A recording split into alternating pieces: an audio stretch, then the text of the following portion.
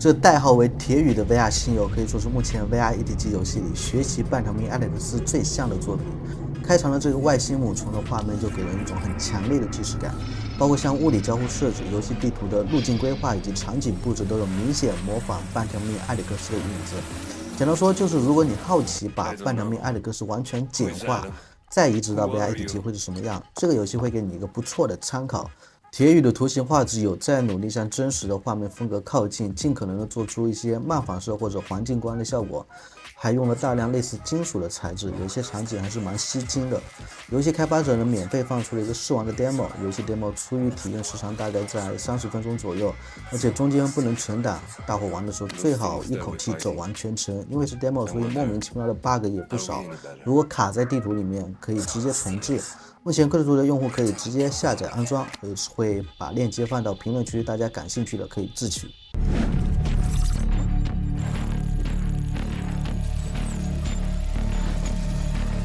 VR 是虚拟的，但体验是真实的。大家好，欢迎来到本期的 VR 玩乐。那我们现在正式进入铁羽，它的游戏初始场景就是一个被金属方块包围的场景，光这一段我一进入就会被它给惊艳到，因为 VR 一体机的游戏里很少有这个游戏开发者会愿意把这个金属材质作为一个主打的材质。然后这个游戏里绝大部分的东西你都可以拿起来进行交互，但是因为现在还是 demo 阶段，它的一些碰撞的声音没有做，还有就是像刚刚那个酒瓶子丢到地上，它也不会进行破碎。但是整体上呢，就已经有埃里克斯那种味道了。虽然就这种几乎所有的道具都能交互的游戏还有很多，比如说 Bone Lab， 但是这个游戏呢，并没有在这种物理效果上特别去强调重量，这一点是比不上埃里克斯或者 Bone Lab 的。像埃里克斯里面，你拿起一个体积较大的东西，你一只手拿起来就很明显会感觉到吃力，但是这个游戏并不会。不过游戏开发者也是尽可能的在场景里面加入一些比较多的能够互动的一些物品，让你在游戏过程中不会感觉到乏味。包括像这个黑板，这个我相信埃里克斯的开头大家拿起粉笔在玻璃上写字的场景，他也把它给复刻了。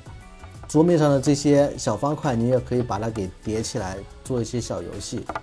可以说游戏场景里面能够让你交互的东西都是一目了然的，就是你一眼就能分辨出来这个东西你是可以直接拿起来的，哪些东西它只是一个摆设。其实在这个 demo 演示关卡里面，你可以明显感觉到像埃里克斯的一个点，就是他选择一个狭窄的一个路径规划，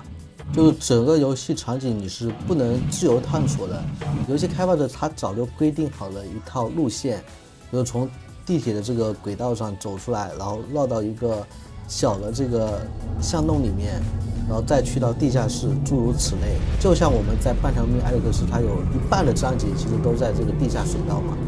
真的，游戏开篇这个巨型的一个外星生物啊，在头上掠过的时候，真的很有半条命艾利克斯三角机甲一开始出现的那种感觉。接着我们拉开这个铁板啊，装到这个地洞里面去，你看这个很明显就能看到这个红色的桩头你是可以动的，但是地上那些灰色的石块它就是一个纹理的摆设，然后前面是一个武装士兵的尸体。反正在这个 demo 里面我们是不会跟这个人形的 NPC 进行对战的，只是有一个铁甲的那个蜘蛛。倒是这个尸体的这个人物模型还是做的相当的精致啊，给我的印象非常深刻，几乎是 VR 一体机里面做的最高清的。在这个地洞的尽头呢，会有几个铁甲蜘蛛跑过去啊，它这里就是花了很多小心思在这个路线规划上，给你一些惊悚的感觉。走出地洞，我们就会在这个游戏里收集到我们第一个游戏里面的货币，就是一个金属方块，它其实就类似于半条命埃里克斯里面的树枝。我们去寻找一定数量的金属方块，就会用这些金属方块去升级自己的一些技能，或者说是解锁武器升级。因此当我们看到架子上的这个木箱，就会觉得非常的熟悉。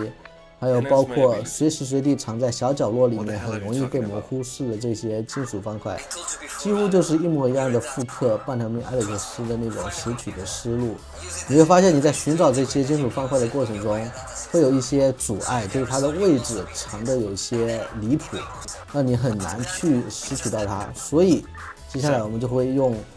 我们的金属方块解锁我们的第一个技能，就是学习像半条命艾略克斯里面的那样的一个重力手套。那么在每一章节的关卡里面，我相信都会有这样的一个房间，它是一个机器整备室。我们只要走到这个整备室的这个中心圆球这里面，它就会弹出一个虚拟菜单，我们在这里可以进行一些自己的升级。在这里有唯一能够解锁的呢，就是这个重力手套。我们解锁它之后，就可以远距离拾取物品。那这个游戏里面重力手套的效果，它跟半条命艾略克斯还是有一定差距的。就像我前面说的，它没有重量的感觉，所以说你拾取它其实就是相当于远程拉了一下，只是一个稍微做了一个抛物线的感觉。但是我们在半条命艾略克斯里面啊，你拿起一个物品的时候，你会能感觉到它的重量所在，它会有一种吊着在那里的感觉，这一点是真的很难去还原的。那现在我们用重力手套的远程拾取，可以拿起这个房卡刷一下，然后就可以进到下一个房间。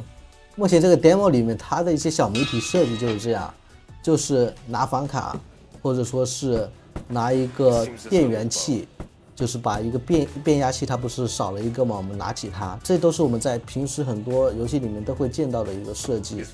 所以这一类游戏如何能在就是让玩家出域探索路线的时候，去拾取这些小谜题的一些关键道具的时候，能够感觉到有趣，而不是乏味，其实不是一件容易的事情啊。半条命艾略克斯其实它有很多时间也是在这个绕路子，但是它绕起来就会特别的有趣，特别的有挑战性。哪怕是里面的联合兵，它的数量也不多，但是你战斗起来也会觉得特别的有这种临场感。接着我们按下电梯进到这个地下室啊，那地下室的它的整个场景风格跟刚刚楼上又不一样了。在这一段的场景里，游戏开发者放了很多尸骨，还有就是一些就是被生化过的一些尸体，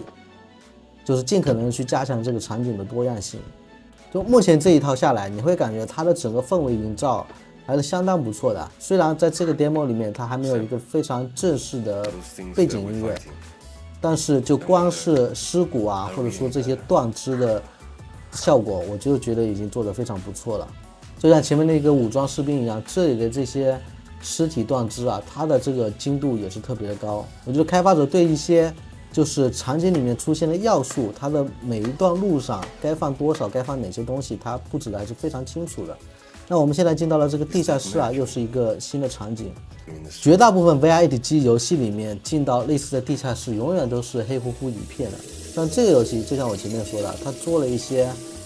类似于环境光或者说是漫反射的效果，那你看起来就会比较生动，比较有层次感。然后接下来我们遇到了这个外星敌人啊，他现在就是做了很多路上的陷阱，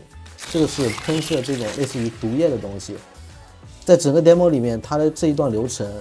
无论是出现的这个铁甲蜘蛛，还是我们接下来会看到的一些红外摄像头，其实都很简单，很容易去躲，但是它所构建的临场感，那种压迫感还是非常够的。到目前为止，我们都没有遇到任何的战斗段落，因为我们都还没有武器，所以说场景里面的这些激光，我都不知道到底我们能不能够去破坏它们。所以说我们现在唯一能够做的就是全程躲过去，不过也都很好躲，它们都是几乎是全部静态的，你只要稍微绕着走，然后蹲伏一下就够了。虽然开发者没有设置那种 jump scare 啊，就突然间跳脸吓你一跳，但是场景里的这些红色激光外星生物，它原来是闭合的嘛，突然间展开，其实你远程第一次进到这个地图里面走的时候，你不太会注意到哪些东西会突然间展开，所以说很容易会被吓一跳。但是你说他故意用一种很恶劣的方式来吓玩家也是没有的，我觉得应该是属于那种危险性大于那种恐怖性。那接下来我们乘坐电梯就马上就要到整个 demo 的几乎的最后环节了。整个 demo 下来，我觉得初见的话大概是会用30分钟，但这30分钟就已经足够让你感觉到整个游戏的一个设计思路了。这里我们会捡到一把枪，就是我们游戏里唯一的一段战斗段落，但它整个游戏的战斗机制，用我的话来评论的话就是很糟糕。大家可以看到这把手枪非常的大，完全不成比例，而且你拿着它，整个的动画效果都是穿模的。你可以按住 B 键切换拿枪，或者说是空手，这一点跟那个半条命埃里克斯的那种切换武器的机制也是一模一样的。那我们在这边可以拿到一些子弹，子弹的话跟那个我们的金属方块一样，可以直接放到腰间的2个背包。虽然说它的这个战斗机制枪械手感做得非常的差，但是它因为有一定的物理效果嘛，你像这种网啊、易拉罐啊，射中它之后，这种效果还是不错的。比如说我现在丢起来，直接击中它，直接在空中碎掉。就目前体验下来到这一段，我就会明显的意识到，游戏开发者把所有的精力都放在了这个整个图形优化上，所以在战斗层面，它做的所有的效果都是非常的初级。你可以待会看到啊，枪械的火花。包括待会我枪械击中前面这个跳脸蜘蛛的一些受馈反应都很粗糙，不知道到时候开发者能够把它优化成什么样。如果这个游戏它的枪械手感如果能够做到崩 level 那种程度，然后再配合它整个目前的场景地图的优化和设计，我觉得是大有可为的。尤其是现在游戏还是处于早期开发阶段嘛，到时候以 Quake 3的性能去开发，其实它这个场景还可以做得更漂亮，它的整个画质还能再提升一个维度。所以说我对这个游戏是非常抱有期待的。那大家有空的话也是可以把它给下载过来，安装免费试玩一下。我觉得你一旦试玩上了，就知道我说的这种像半条命埃里克斯到底是什么样的感觉。OK， 那本期的视频就到这里，我们是不等的 VR 成熟，是陪着 VR 成熟的另外轴圈。如果你也是对 VR 相关感兴趣，欢迎关注我的频道，点赞、投币、转发3连。那我们下期视频再见。